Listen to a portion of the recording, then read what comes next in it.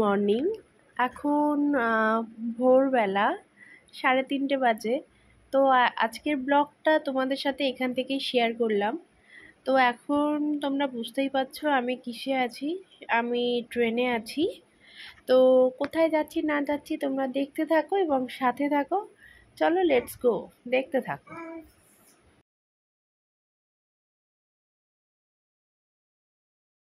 দেখো আমরা সকাল 7:30টার আগেই গীতা ভবনে ঢুকছি। তো দেখো এত ভালো লাগে, চারিদিকটা সবুজ সবুজ সবুজ গাছপালা, সবুজ মাটি, ঘাস, এগুলো কলকাতায় দেখা যায় না। তো ওই সমস্ত জায়গায় গেলে ভীষণ ভালো লাগে। এই দেখো না আমাদের চোখ মুখের অবস্থা দেখো, আমরা ভীষণ টায়ার্ড ছিলাম কারণ রাত্রে ঘুম হয়নি। আমাদের 3:30-3:30টার দিকে আমাদের ট্রেন ছিল।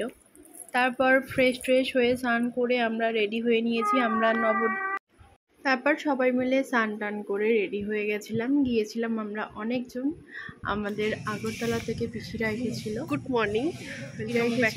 বড় বিশান, ছোট বিশান সবাই এসেছিল। তো তাদের সাথে গেছিলাম একদিনের জন্য। গীতা ভবনের সামনে থেকেই ব্লগটা স্টার্ট করছি, কারণ অনেকটা টায়ার্ড ছিলাম। কারণ অনেক ভোরে, মানে 3:37 ট্রেন ছিল আমাদের।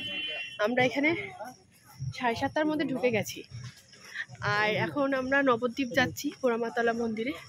তো ওখানে একটু পুজো দেবো।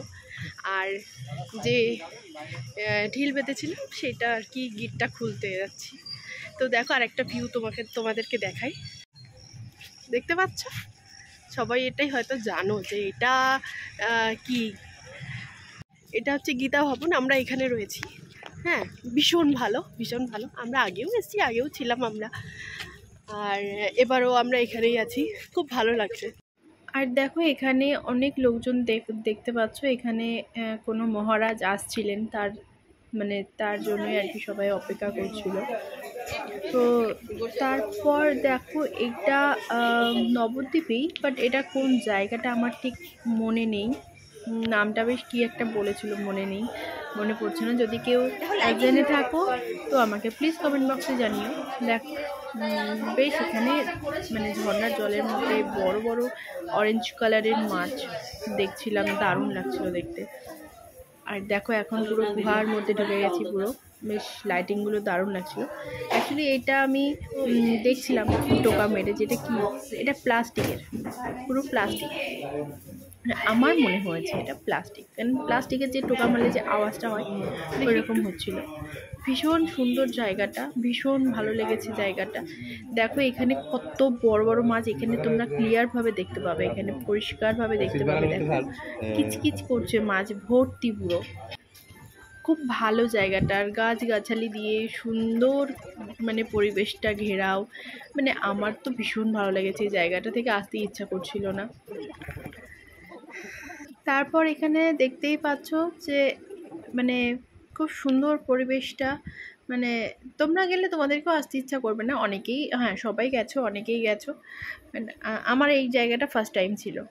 তো দেখো সন্ধেবেলায় আমরা শপিং করতে বেরিয়ে গেছি বাড়ি। আমরা হোটেলে ফিরে আর কি একটু খাওয়া দাওয়া করে হোটেলে রুমে এসে আমরা একটু রেস্ট করে তারপরে সন্ধেবেলায় একটু কেনাকাটা করতে বেরিয়ে গেছিলাম। তারপরে এই জায়গাটা দেখো, এইটা আমি আগের বার গিয়েও দেখেছি, এবার গিয়েও দেখলাম। দারুণ লাগছিল, দারুণ, মানে অসাধারণ লাগে এই জায়গাটা, যে কীর্তনটা করে ওরা, খুবই ভালো লাগে।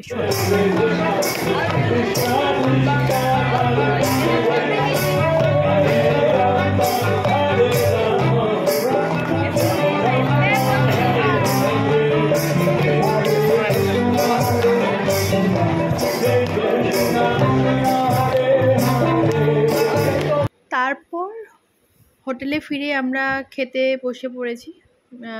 প্রথমে রুটি দিয়েছিল, রুটির সঙ্গে অনেক কিছু তরকারি দিয়েছিল, ভাত দিয়েছিল, ডাল দিয়েছিল, রুটি, একটা সবজি, তারপর ঘুগনি দিয়েছিল। ভালোই খাবার দাবার, গীতা ভবনে যারা থেকেছো তারা জানো বেশ ভালো লাগে খাবার দাবার, ভীষণ ভালো লাগে। তো এইটা হচ্ছে আমাদের ফেরার দিন। আমরা স্টেশন আসছিলাম টোটো করে, তখন আর কি এই ভিডিও করেছিলাম। দেখো আকাশটা এত ভালো লাগছিল, মানে আমি ক্যামেরাটা বন্ধই করতে পারছিলাম না, ভাবছিলাম যে সারাক্ষণ ফোনের ক্যামেরাটা অন করে রাখি। খুব সুন্দর লাগছিল, যেমন রোদ্দুর ছিল তেমন গরম ছিল, আর আকাশটা দেখতেও ভালো লাগছিল। তো এই একটা কৃষ্ণনগরে যে ব্রিজটা হয়েছিল, আমরা সেই ব্রিজের ওপর থেকেই যাচ্ছিলাম। দারুণ করেছে রাস্তাটা, আমি অনেক আগে গেছিলাম একবার, ভীষণ খারাপ ছিল রাস্তা, বাট খুব ভালো করেছে এই রাস্তাটা। তারপরে দেখো এই যে স্টেশনের কাছেই এই সিংহের মুখ থেকে ফোয়ারা টাইপের জল জল বেরোচ্ছিল ফোয়ারা দিয়ে, ভালো লাগছিল। আর কিছু ভুল হলে অবশ্যই আমাকে ক্ষমা করবেন। তো ভালো লাগলে অবশ্যই সাবস্ক্রাইব করতে একদম ভুলবে না, লাইক শেয়ার কমেন্ট করতে ভুলবে না। চলো আজকের মতন ব্লগটা এই অবধি, কিছু ফটো তোমাদের সাথে শেয়ার করলাম। বাই।